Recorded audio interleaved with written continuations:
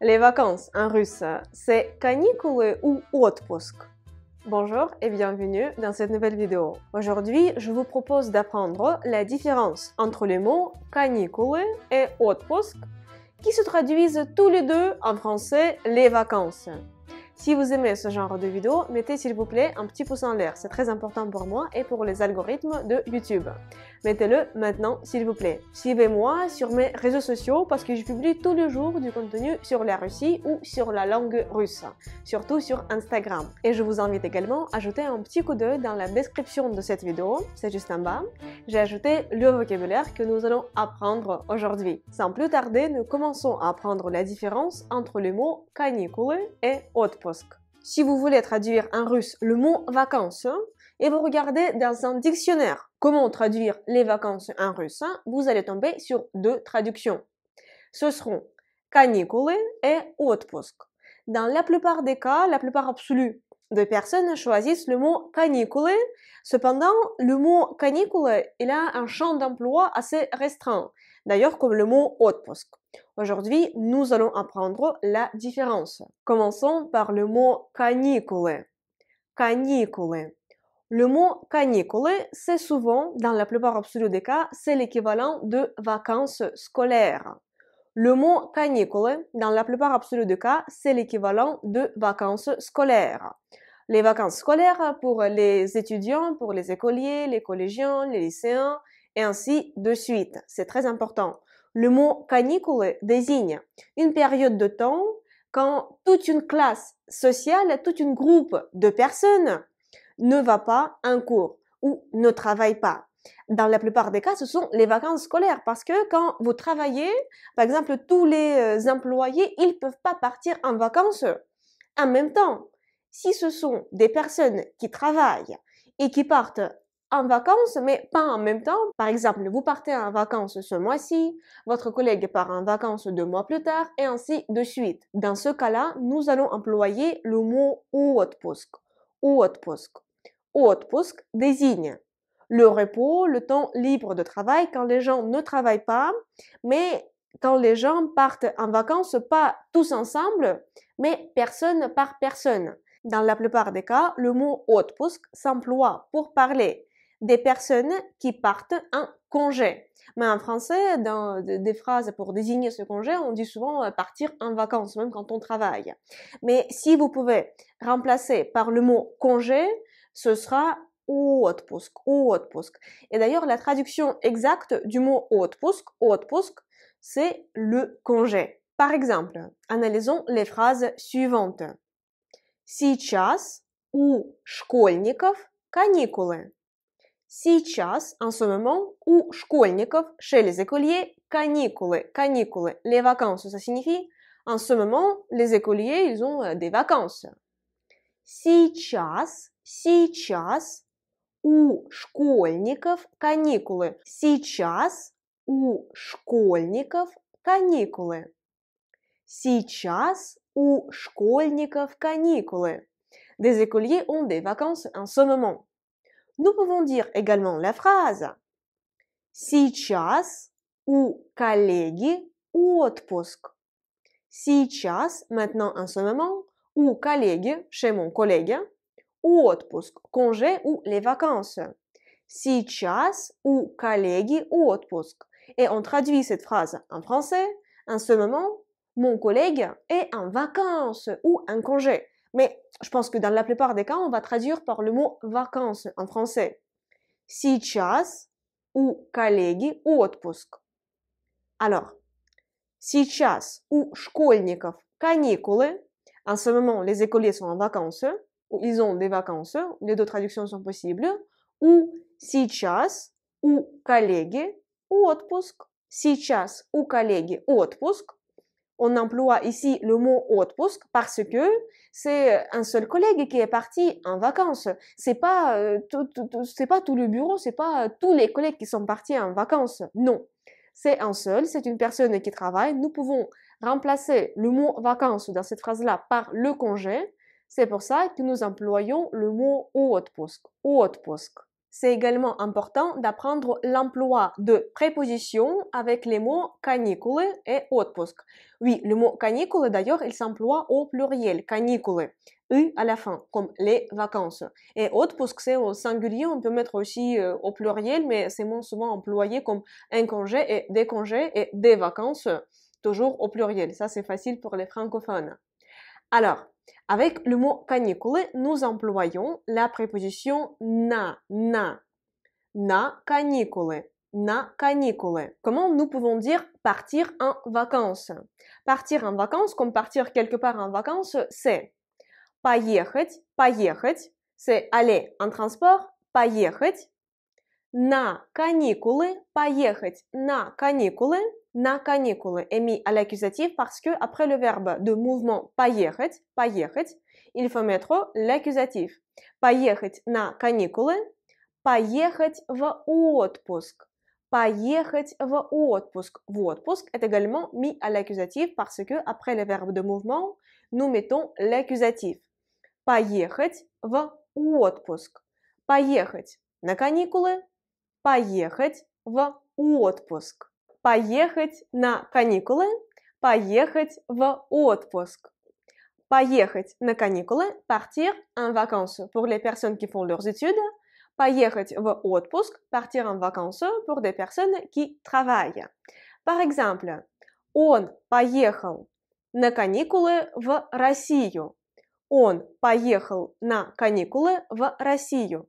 Il est parti en vacances en Russie. Он поехал на каникулы в Россию.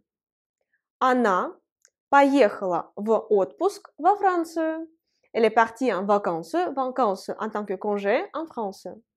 Она поехала в отпуск во Францию. Она поехала в отпуск во Францию. Он поехал на каникулы в Россию. Она поехала в отпуск во Францию. Поехать на каникулы, поехать в отпуск, поехать в отпуск. On emploie l'accusatif après les verbes de mouvement. Nous pouvons également dire être en vacances et en congé. Être en vacances pour les écoliers, les étudiants, les collégiens, les lycéens, ainsi de suite, ce sera быть на каникулах. Быть на каникулах. Быть на каникулах. Être en vacances quand il s'agit de vacances scolaires. Et быть в отпуске. Быть в отпуске. Être en vacances comme être en congé. Быть в отпуске. Les personnes qui sont les plus attentives, ils ont remarqué que c'était à l'accusatif, alors que maintenant, dans ces phrases-là, nous disons быть в отпуске, быть на каникулах. Pourquoi?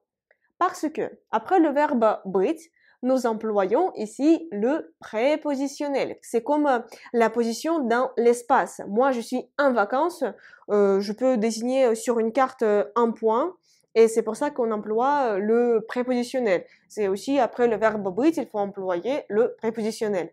Alors, être en vacances, c'est быть на каникулах, vacances scolaires. Быть в отпуске. Быть в отпуске, être en vacances comme être en congé pour des personnes qui travaillent. Revenir des vacances et du congé, on emploie en russe le verbe вернуться. Вернуться. Вернуться, c'est revenir. Ou on peut aussi dire приехать. Приехать, c'est comme arriver. On les emploie les deux dans ce contexte-là. Alors, revenir des vacances, c'est soit вернуться, c'est l'équivalent de revenir, soit приехать. Приехать, c'est comme arriver. Mais il faut faire ici attention au changement des prépositions. On dit en russe приехать, вернуться, с каникул, parce que la préposition на, elle est remplacée par la préposition с. Quand il s'agit de la direction, quand on va quelque part, c'est la préposition на. Cependant, quand il s'agit du fait de revenir, on remplace la préposition на par la préposition с. Приехать, вернуться, с каникул. Приехать, вернуться, с каникул. Revenir des vacances, vacances scolaires. Et avec le mot отпуск, il y a encore une autre préposition. Ce sera приехать, вернуться из отпуска. Приехать, вернуться из отпуска. Приехать, вернуться из отпуска. Parce que la préposition va est employée quand il s'agit de la direction, quand on va quelque part, la direction d'aller, alors que le retour, on remplace la préposition va par la préposition is. C'est toujours comme ça, il faut les mémoriser. D'ailleurs, on l'apprend en détail dans le cadre des cours quotidiens de russe. Alors, приехать, вернуться, с каникул ou из отпуска. Приехать, вернуться с каникул, каникулы, comme les vacances scolaires. Приехать, вернуться из отпуска pour des personnes qui travaillent, comme le congé. Peut-être que vous l'avez remarqué, le mot canicule, canicule, sonne un peu comme le mot la canicule.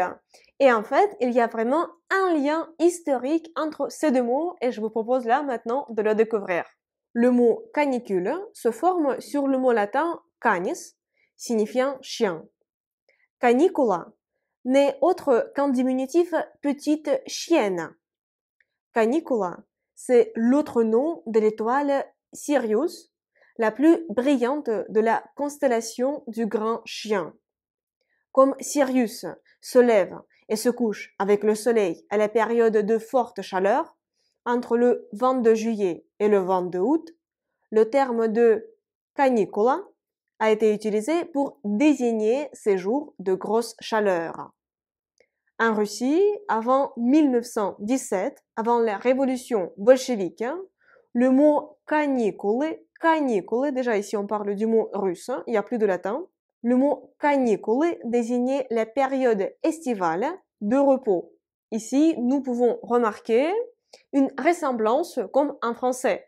En français, ce sont les vacances, les grandes vacances, quand tout le monde en été prend des vacances. Et en Russie, avant, le mot canicule, canicule, s'employait aussi pour désigner les vacances pendant la période estivale, pour des écoliers et aussi pour des personnes qui travaillent. Les changements ont survenu après 1917, après la révolution d'octobre. Si vous voulez encore une toute petite dose d'étymologie, moi j'adore l'étymologie, du coup j'espère que vous allez aussi l'aimer. Alors le mot отпуск, отпуск, il provient du verbe отпускать, отпускать. Отпускать, ça signifie laisser partir. Отпуск, je répète, отпуск, congé, vacances, provient du verbe отпускать, отпускать. Отпускать, ça signifie laisser partir quelqu'un. Et du coup, vraiment, il y a un lien.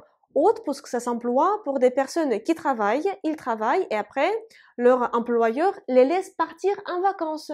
C'est pour ça qu'en russe, c'est le mot отпуск qui provient du verbe отпускать, laisser partir. Écrivez s'il vous plaît dans les commentaires de cette vidéo vos exemples de phrases avec les mots canicule et отпуск. Merci beaucoup d'avoir regardé ce cours, j'espère qu'il vous a plu. Si c'est le cas, mettez s'il vous plaît un tout petit pouce en l'air, c'est très important pour moi et pour les algorithmes de YouTube. Je le répète tout le temps parce que c'est vraiment très important. Mettez s'il vous plaît maintenant votre petit pouce en l'air ou un grand pouce en l'air, ça dépend de votre poignet. Abonnez-vous à ma chaîne YouTube si ce n'est pas encore fait. Dans la description de cette vidéo, j'ai ajouté les explications de ce cours. Également, dans la description de cette vidéo, il y a des liens vers mes cours supplémentaires de russe pour des personnes qui veulent aller plus loin. Je vous invite également à me suivre sur mes réseaux sociaux parce que je publie tous les jours du contenu sur le russe ou sur la Russie. J'espère vous retrouver très bientôt dans une prochaine leçon de russe. Et pour l'instant, je vous dis до свидания. Au revoir.